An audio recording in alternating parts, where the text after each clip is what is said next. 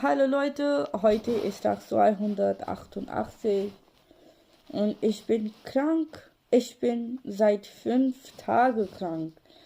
Und ja, das ist mein Decke.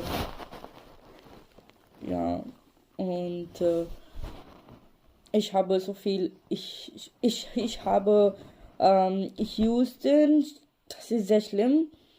Und ich huste viel, so viel, so viel, so. Guck mal, ja, das ist. Ja, das ist nicht gut, Leute. Okay, danke schön fürs Schauen meinem Video. Und bitte liken und abonnieren. Tschüss, bis morgen.